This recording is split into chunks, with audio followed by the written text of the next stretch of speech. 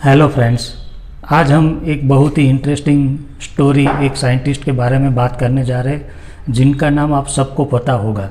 लेकिन आज की स्टोरी से हमें भी कुछ सीखना है कि यदि हमारे नॉलेज का हम गलत इस्तेमाल कर दें तो क्या हो सकता है।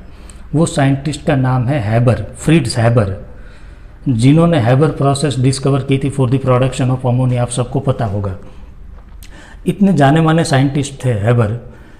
Basically he was from Germany में उनका बर्थ हुआ था।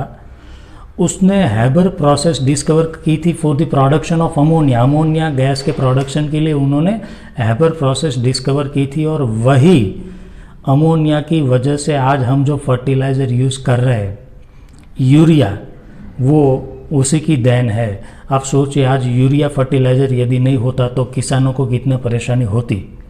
मतलब फर्टिलाइज़र की वजह से आज हमारा थोड़ा बहुत प्रोडक्शन ज़्यादा हो रहा है, वो यूरिया की वजह से हो रहा है। केमिकल फर्टिलाइज़र की मैं बात कर रहा हूँ।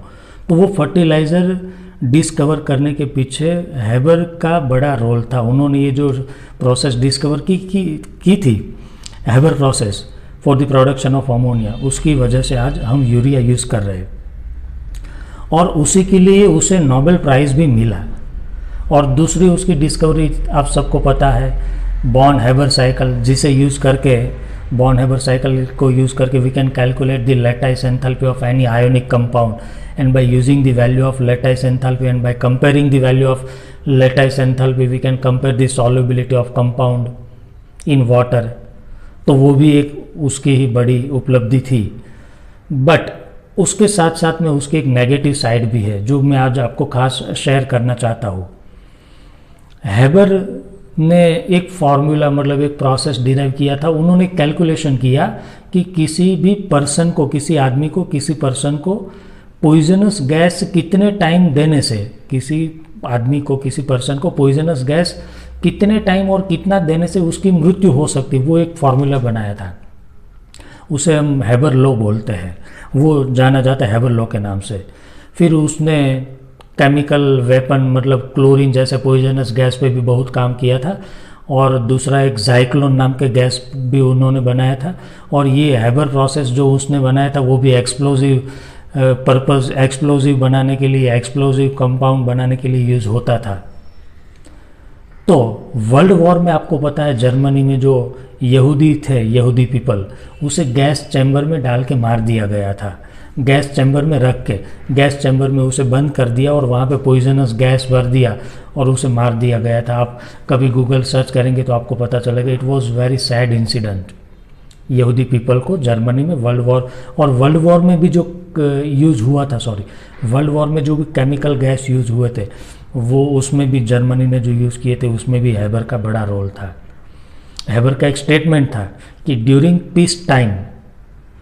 Piece time scientist belong to whole world, but during war time scientist belong to his country. मतलब शांति के टाइम पे साइंटिस्ट, वैज्ञानिक पूरी दुनिया का होता है, बट युद्ध के टाइम पे वैज्ञानिक सिर्फ अपने कंट्री का होता है। और उसी की देन है, उसने फिर आगे जाके बहुत केमिकल वेपन, केमिकल हथियार के ऊपर काम किया और बड़ी कंपनी भी आई थिंक लगाई। आप गूगल पे सर्च करेंगे तो आपको बहुत ज़्यादा जानने को मिलेगा। उसके कंट्री में उसने केमिकल वेपन का प्रोडक्शन किया और वर्ल्ड वॉर में भी यूज़ हुए, सेकेंड वर्ल्ड वॉर में भी। बट हमने देखा है कि नॉलेज का गलत इस्तेमाल करने से क्या होगा। उनकी बीवी को भी जब ये पता चला ना, उनकी बीवी और बच्चे को, कि उनके पिताजी, वो खुद एक यहूदी था, आप सोचिए, वो खुद एक यहूदी था और ये जो गैस चैम्बर में मारे गए वो उनके फार्मूला को यूज़ करके ही मारे गए थे। उसने ही सुझाव दिया था यहूदी को मारने का, जो फार्मूला यूज़ हुआ था। बट उसका मानना था कि वो ऐसा प्रूव करना चाहते थे कि मैं यहूदी कम जर्मन ज़्यादा हूँ। बट मेरा ऐसा मानना है, उनकी बीवी को भी जब पता चला ना कि उसका हस्बैंड ये काम करता है, तब उन्होंने भी खुदकुशी कर ली, सुसाइड कर ली। That is real story. You see, scientist या कोई भी पर्सन अपने नॉलेज का गलत इस्तेमाल किस हद तक कर सकता है। अच्छा आदमी कितना अच्छा बन जाए उसकी कोई लिमिट नहीं होती, और बुरा आदमी कितना बुरा बन जाए उसकी कोई लिमिट नहीं होती।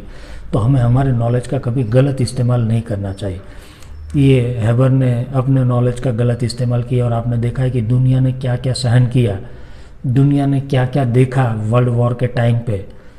तो मेरा ऐसा मानना है और मेरा आपको एक रिक्वेस्ट भी है कि आप भी अपने नॉलेज का, केमिस्ट्री के नॉलेज का कभी भी गलत इस्तेमाल नहीं करना, और कभी होना भी नहीं चाहिए। हमारे पास जो भी नॉलेज है उसका अच्छे के लिए इस्तेमाल करना चाहिए। आपको पता है लुई पास्चर साहब की स्टोरी मैंने की थी कि उन्होंने जो फार्मूला बने वो पब्लिक को फ्री में दे दिए, मुझे पैसा नहीं कमाना है, आप यूज़ करो इसे। पैस्चराइजेशन प्रोसेस और दूसरे भी जितने भी रेबीज के फार्मूला वैक्सीन थी, उसके उसके उतने तो इतने भी फार्मूला निकाले थे, वो सब पब्लिक को फ्री में दे दिए।